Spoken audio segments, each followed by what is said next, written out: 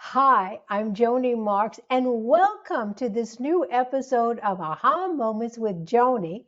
And these are unscripted slices of life. And where we are in this episode, it's the third one where I've been talking about my bucket list trip to Africa, which I took last year. And the first episode was setting the story. The second one was the lessons that I've learned from the lion and lionesses I met on my trip. And this is the third one where I'm talking about what did I learn from elephants. And I was in Zambia, Botswana, and South Africa. And Botswana has the last remaining decent number of elephants. So in the whole country of Botswana, there's probably about 130,000 elephants that are left. That might sound like a lot of elephants, but the truth be told, in the last century, we have killed off 90% of every elephant that ever was on this planet. So while I'm telling you this story, part of it is the conservation, the part of it that I want to share with you, my passion for conserving the wildlife that remains in this world. And as I've said, these animals are not deceased because they don't know how to live their lives and how to pass on this knowledge to their. They know how to live their lives. We as human beings are not giving them the habitat that's necessary for them to find the food, the shelter that they need to propagate. But let's start back. That's the end result that I'm hoping that you will take away is the desire to look at animals that are important to you and have a sense of conservation and a sense of a desire to do what you can to protect them. So how did I become this passionate about all this? Well, actually, it started about when I was 2.5, because my mother read to me the little golden book called The Saggy Baggy Elephant. And Suki, the saggy baggy elephant, lived by himself and had never seen another elephant in his whole life. And he had a very happy life. And he ran through the jungle and he did 1, 2, 3, kick. And when he kicked, things fell out. Trees were tipped over. The desert, the shook. And in the jungle, things shook. And so one day the parrot said to him, "What are you doing? Look at you.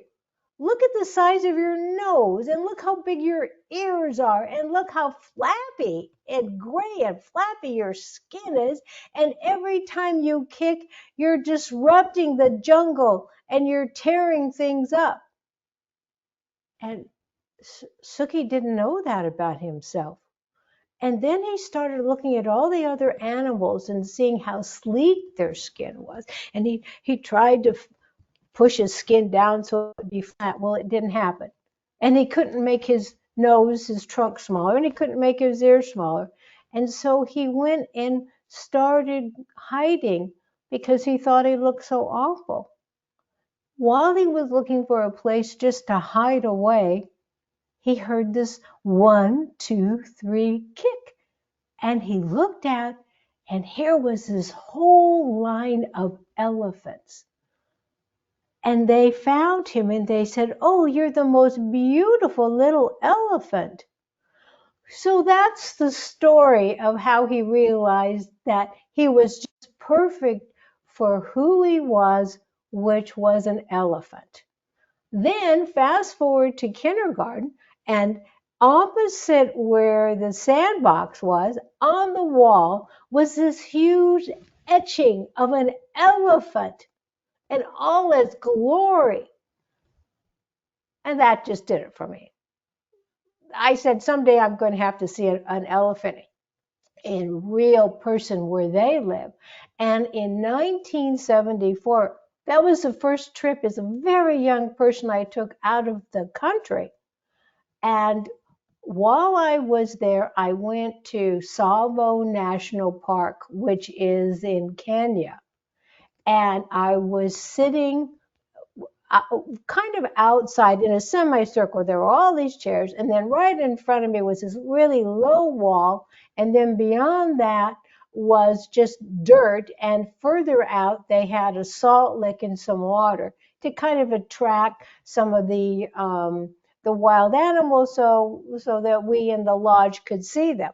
So I'm sitting there talking to this man, very animated, when I realized from my peripheral vision that all these other people who had been sitting there have now backed up.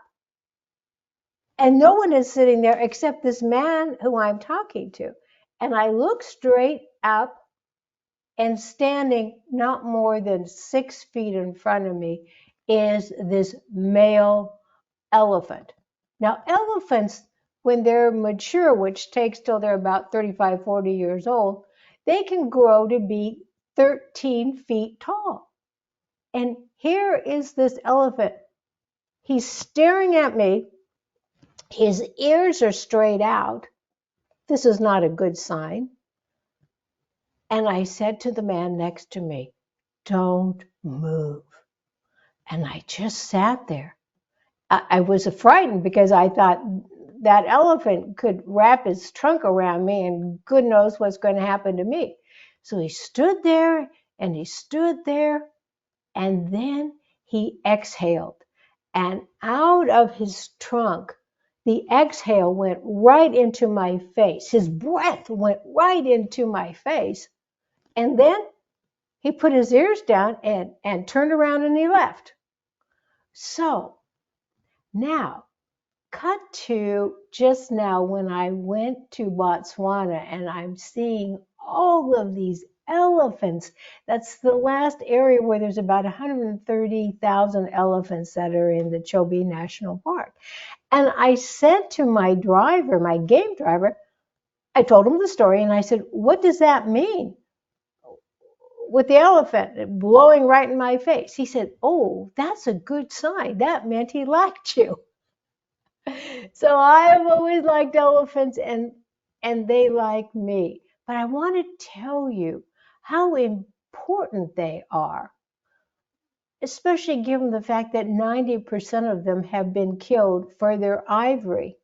We don't need ivory anymore. It doesn't have the same price that it needs. We have lots of plastic. We have lots of things we can make things out of besides ivory. The way the structure of elephants are, they live in family groups. These are not, when you see the elephants out there, they're not just odd animals hanging out with each other. It is a matriarchal society, and the knowledge resides in the matriarch. She knows where the food sources are for any season. She knows how to get to the sources. She knows how to pass this knowledge on to her daughters and her granddaughters. And a female elephant, it takes about 2 years for the baby to be born. And a baby elephant, when it is born, weighs about 250 pounds, and it's about 3 feet tall. And within 20 minutes of being born, it can stand up on all 4 legs. And within 2 days, it can keep up with the herd as they roam, as they feed. Elephants are extremely smart. They're every bit as smart as great apes, as dolphins. The thing that holds them back is that they eat food that doesn't have a lot of nutritional value. They eat bark and twigs and leaves, and they have to eat about, each elephant, about 3 food a day to sustain themselves. And this takes about 16 hours a day of foraging. So that's the limitation as far as their civilization development. But they have amazing senses of recall. And what's amazing, besides the fact that they have vocalizations with each other, they have body language. But what is amazing is that with their feet, they can stomp, and this makes seismic vibrations that go for long distances, and these are the way they communicate. And the elephants that are receiving these vibrations, it comes up through their feet and through their bones. So this is a well-connected family unit. And when these elephants are killed for their tusks, the knowledge of this family unit is lost. When these matriarchs and these male bull elephants are killed, it's kind of like the library has burnt down. They don't have that same knowledge. It's gone. They don't pass it on to the next generation. And in areas where so many of these were killed, especially in Zambia in the past, there was a lot of chaotic behavior in the elephants because there wasn't the structure, there wasn't the education on how to be a civilized member of the elephant family. So that's another reason that conservation is so very important. And I had the opportunity to see these elephants in the wild, in the way they normally live, if we would leave them alone and allow them to, in the Chobe National Park. And I want to describe this to you because I don't have a picture, but I have it in my head. It's late afternoon, and the matriarch and her family, there was about 7 of them, are going down to the water's edge at the Chobe River to drink. But in front of them are all of these huge Cape buffaloes, which are fierce looking animals. So the matriarch, I'm going to do a poor human impression of her. She stood as tall as she could be. She had her ears straight out. She was prancing like, don't anyone come near me. Don't anyone come near my family. I'm going to the water and you better part the ways. And the Cape buffalo parted for her, and her family came to drink. And I'm sure that repeats probably every day. But that's her job, to take care of her family. So just like you have a family that you love, these elephants have a family, and they're entitled to be able to live their lives without us poaching and killing them and disrupting their very mannered society. And one of the ways we can do that is hearkening back to my story of being read the story of the saggy baggy elephant, or seeing the picture of the elephant on my school wall. Take your family members to a zoo, to a park, read them stories about the wonder of the natural world and the wildlife in it, and let them connect with a particular animal, because then they will, in their heart, know how special that animal is, how special that animal is in the structure of their world, and they will grow up to be protecting and protective of the wildlife. So thank you for listening to my story, and may the elephants smile down on you as well. And remember every morning to look into your mirror, smile at yourself and say, I am my own best friend, for I came into this world to be myself. For that I came. Thank you and all my best.